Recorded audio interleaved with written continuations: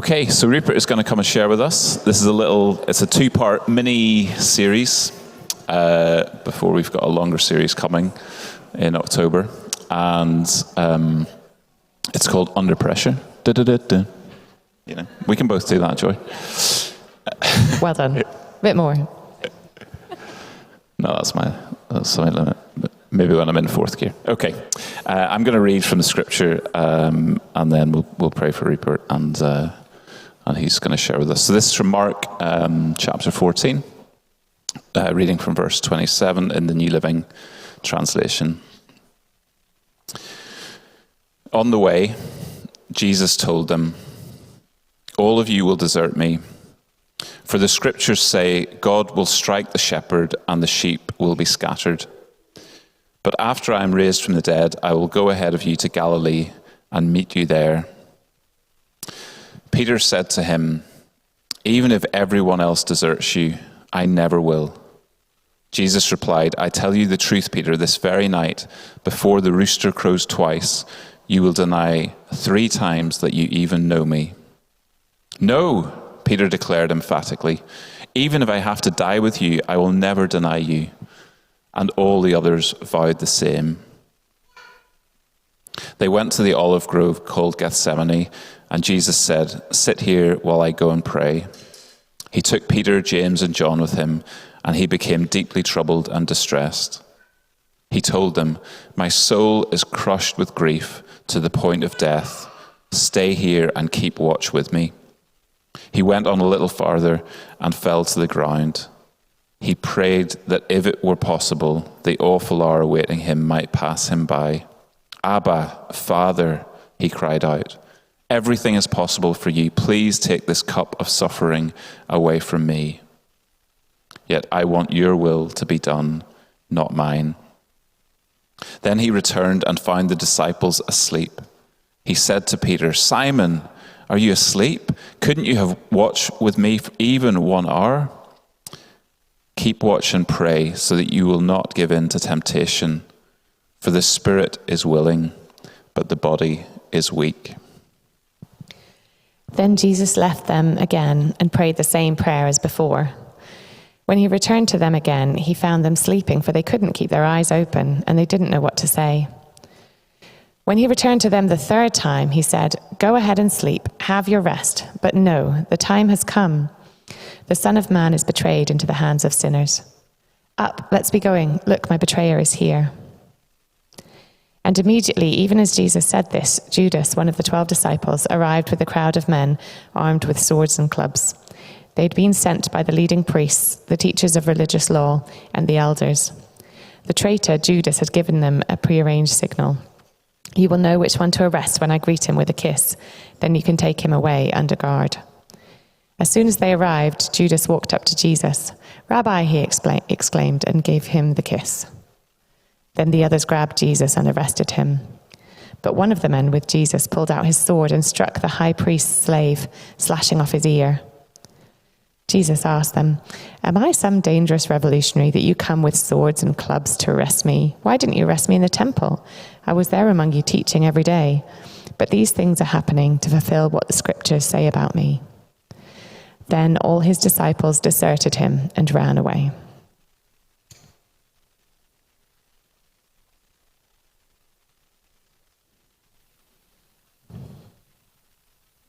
Let's pray for Rupert.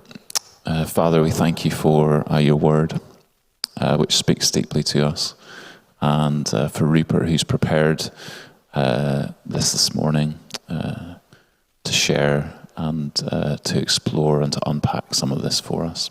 So speak through him, Spirit. Open our hearts to listen as we spend this time. Amen.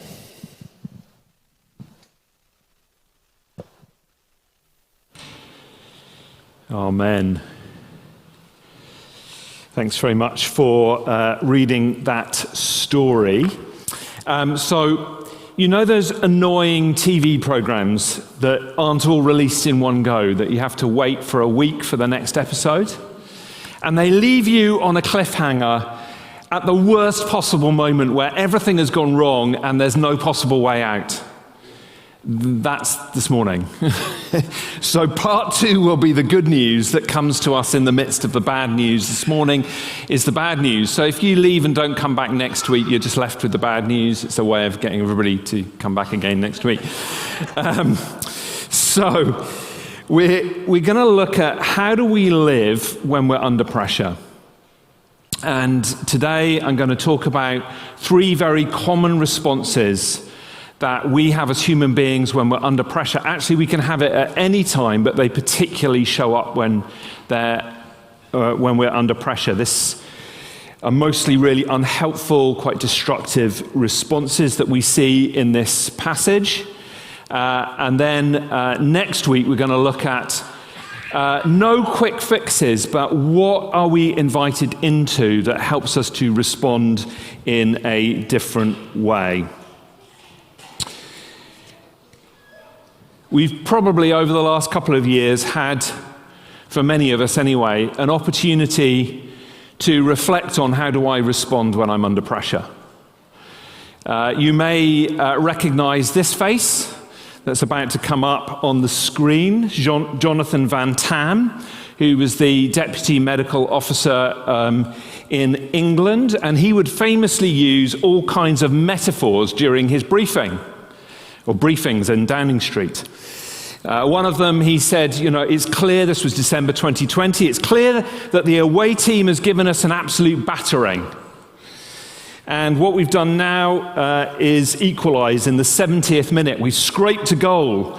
This was just when the vaccines were coming out. And we've got an equaliser. Maybe if we hold our nerve now, maybe we'll be able to score a winner. So this got me thinking about what kind of footballing metaphor would I use for my life over the last couple of years? So I would say, and thinking about how have I navigated through the stress and the pressure of a pandemic. So I might say that I was battered in the first year, the first half. And somehow, against the run of play, I managed to score 1 goal to the opposition's 3. And so half-time, summer 2021, I was 3-1 down with very little prospects of coming back. But the half-time team talk was amazing, refreshing and restorative. And I came zooming back in the second half from summer 2021 through to summer 2022, and I scored 3 goals and won 4-3. Amazing. Now, I actually have my annual review in a couple of weeks' time, which Joy and Alan are leading. And they might say, well, your first half wasn't quite as bad as you thought it was, Rupert, and your second half wasn't quite as good as you thought it was either. But we will see. We've probably all had very different experiences of the last couple of years, and probably for most of us, it's ebbed and flowed during that time. Interestingly, when you look at the pandemic in 1918 to 1920, what was so-called the Spanish flu, that came right at the end of the First World War, at the end of that pandemic, it was like the cork was released on the pressure that people had been living under, and we went into what became known as the Roaring Twenties, a decade of indulgence, celebration, and consumption. Some were predicting that when COVID came to an end, the same thing would happen in our context. And yet, a war in Europe that hits our TV screens and is clearly awful for the people that live in Ukraine, but heartbreaking for others who are watching on, affecting the whole of the continent and the whole of the world. We have escalating energy costs, food costs, mortgages, a cost of living crisis that's putting enormous pressure on those that can least afford it. We have an increased awareness of global warming and the impacts of global warming. Even this summer, we've seen horrendous floods in Pakistan, a country that's close to my heart.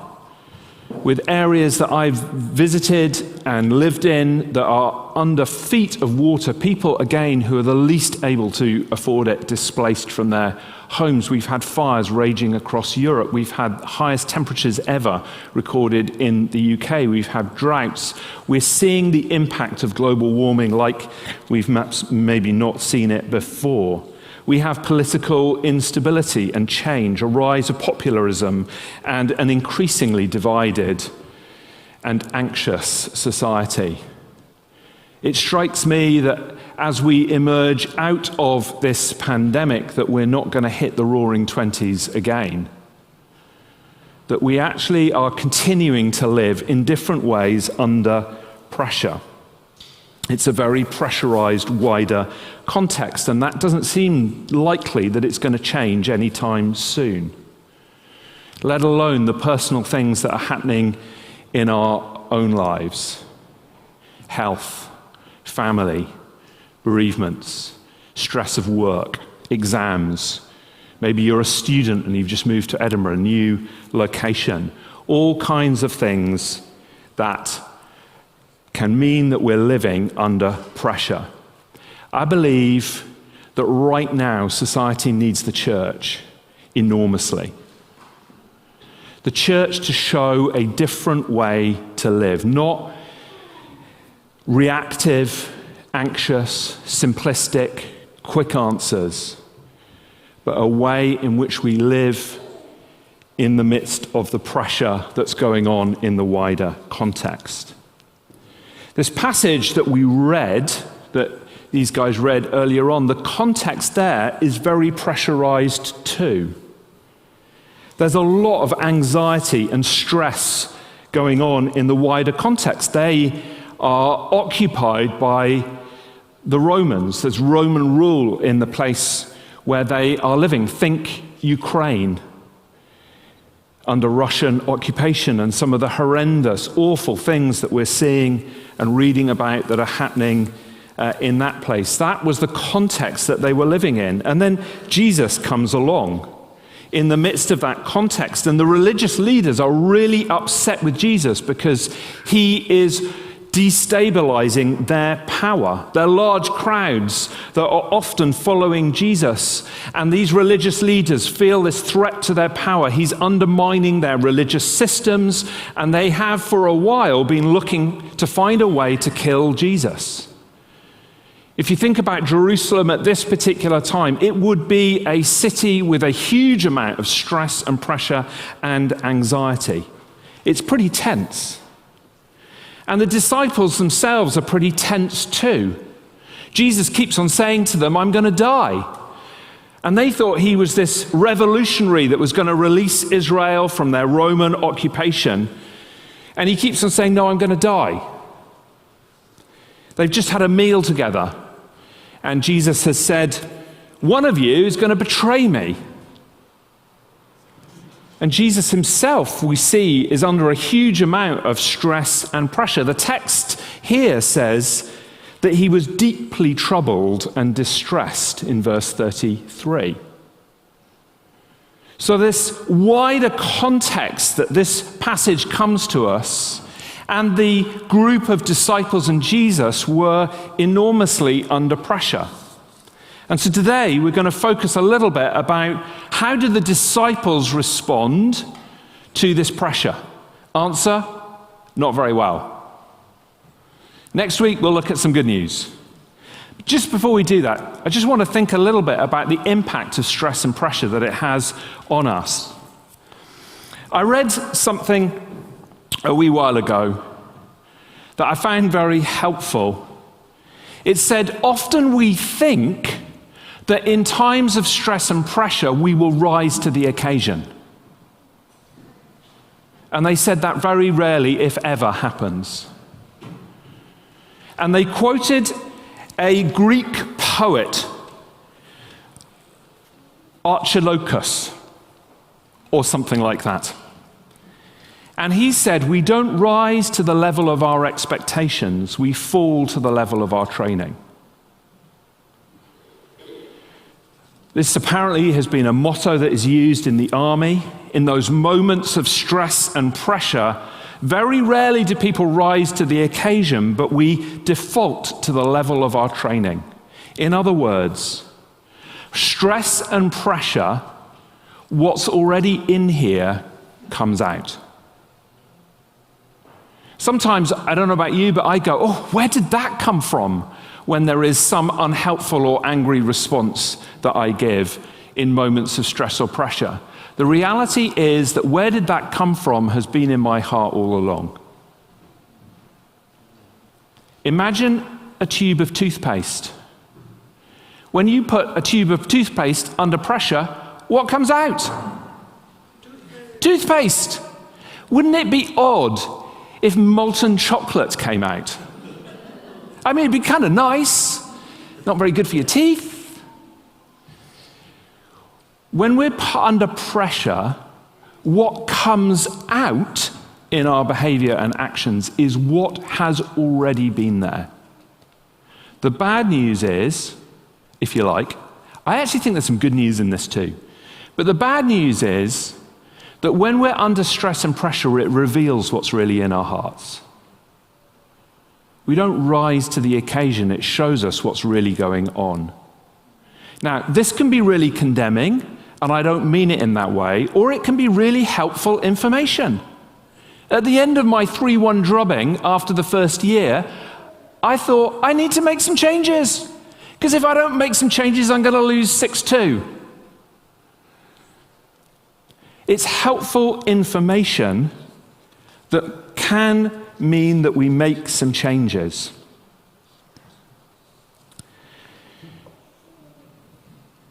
Can you cast your mind back to times of stress and pressure? What came out? How did you behave or act or speak when you were under pressure?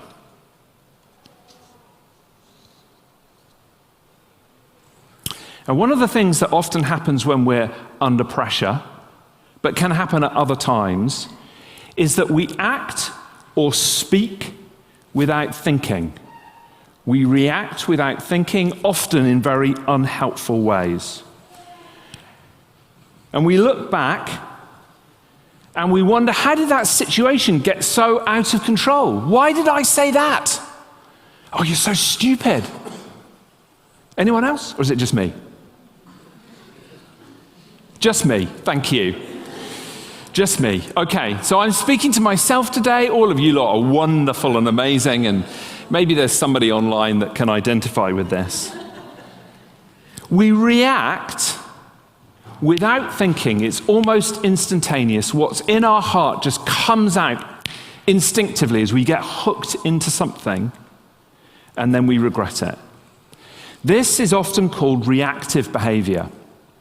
And what we see in this passage is 3 types of really common reactive behavior.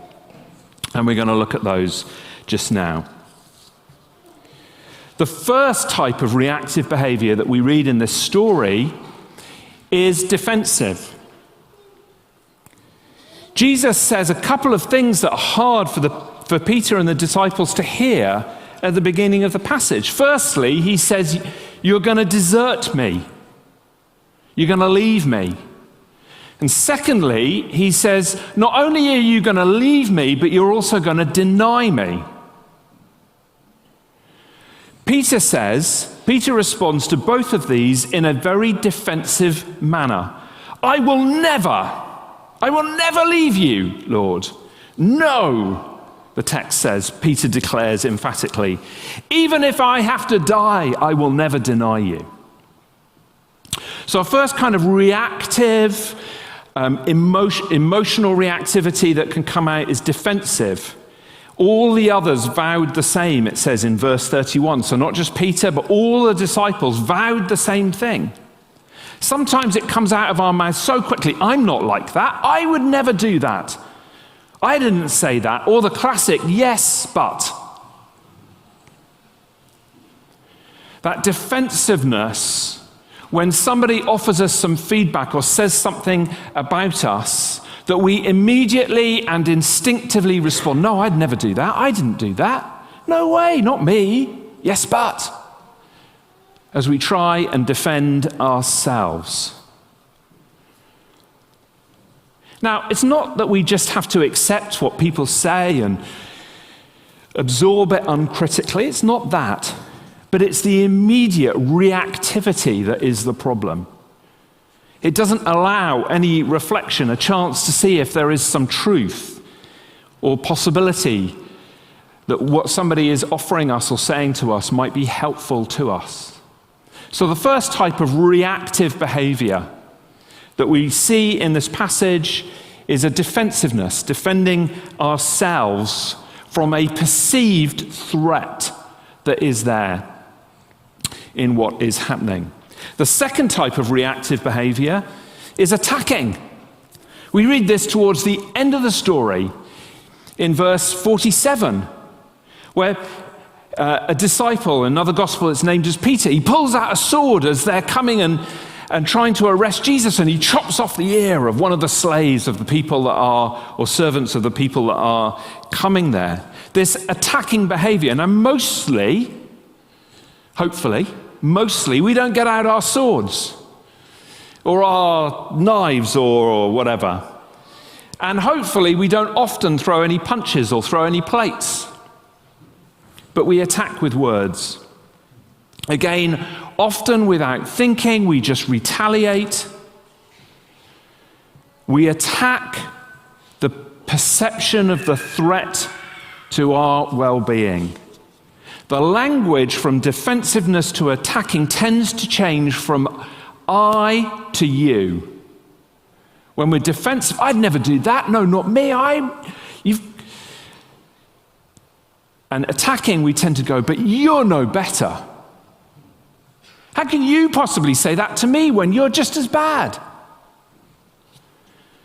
Often we may attack the person who is in the immediate circumstances that we find ourselves in, our friends, our family, our colleagues, our flatmates. But we can also find ourselves attacking those that we actually have no immediate connection with, that we perceive as a threat. For example, when we have a go and blame politicians, who hasn't done that in the last couple of years? Somehow when we have someone else to blame and attack, we feel better, don't we? This is reactive, emotional reactive behavior. Much of social media is so toxic because it's full of reactive, attacking behavior. Just go on Twitter. And it's toxic, it's horrible. Keyboard warriors. Or when we send off that email without thinking really about the impact of our behavior. So, first, emotionally reactive, under pressure behavior, defensiveness. Second one, attacking. Third one, we see this in the passage in a couple of places actually, and we've skipped over some of it where it's a little bit less obvious. The most obvious is in verse 50, right at the end of this story, where it says the disciples ran away. The pressure got so much that they just withdrew, physically withdrawing themselves from the situation that they found themselves in. The pressure was so much that there was this physical withdrawal. But earlier in the passage, I think there is also some withdrawing behavior that we see when their friend is saying, please stay with me, pray with me, support me. And what do? Fall asleep. So we can withdraw, literally withdraw physically, by walking away, avoiding people. Those people that you cross the road when you see them, or you walk the other side of the room, or your heart goes, oh, I can't talk to them. So we literally withdraw from them. But we can withdraw in all kinds of other ways, even when we are physically present.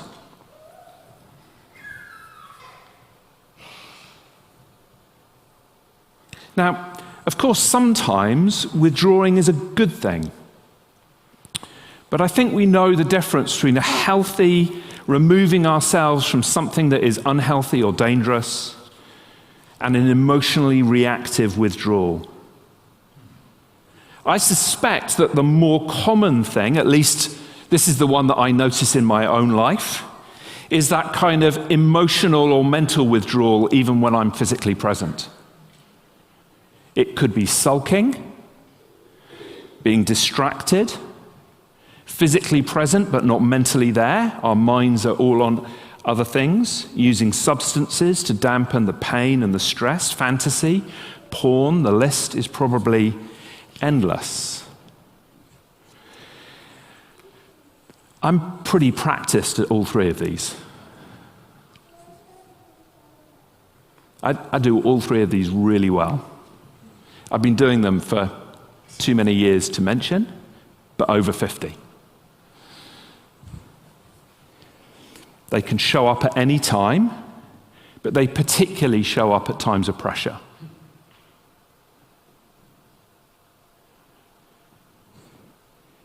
Attack is probably the one that I most identify with as a child. Fists out. Either literally, occasionally, not often.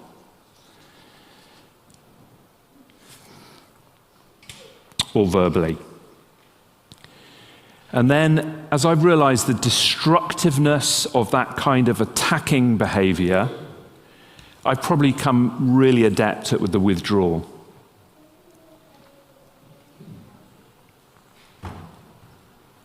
Probably in ways that many people wouldn't even really realize, but deeply impacts other people.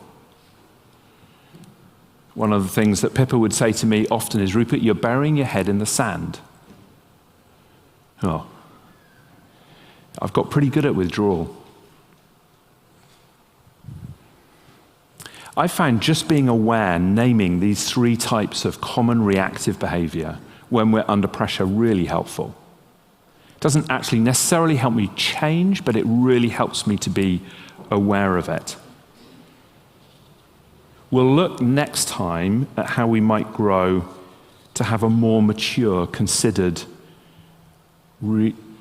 response rather than reaction.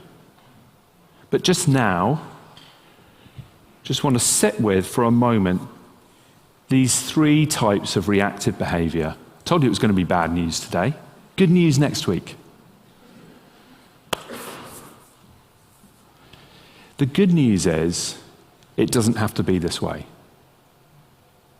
The good news is that the scripts of our childhood don't have to be the scripts that we live out as adults.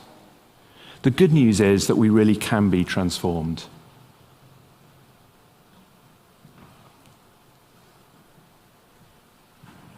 The good news is that that transformation can be deep and profound, long-lasting, deep transformation of our hearts. The bad news is it's not a quick fix.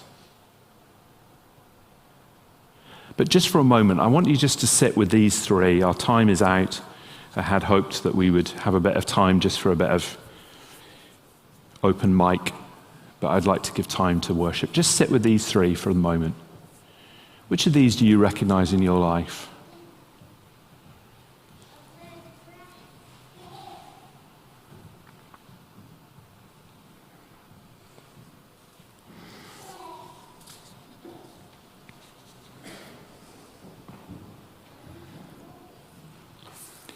I was away on a course training a couple of weeks ago, and I said something in one of the sessions towards the end of the sessions just about this church, about who we are. It wasn't anything hugely dramatic.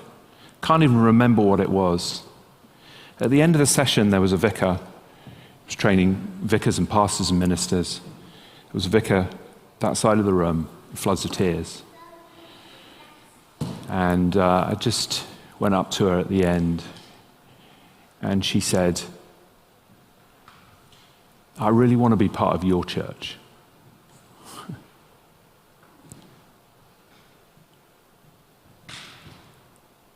I was so struck by that comment, because I wasn't saying anything hugely dramatic about who we are.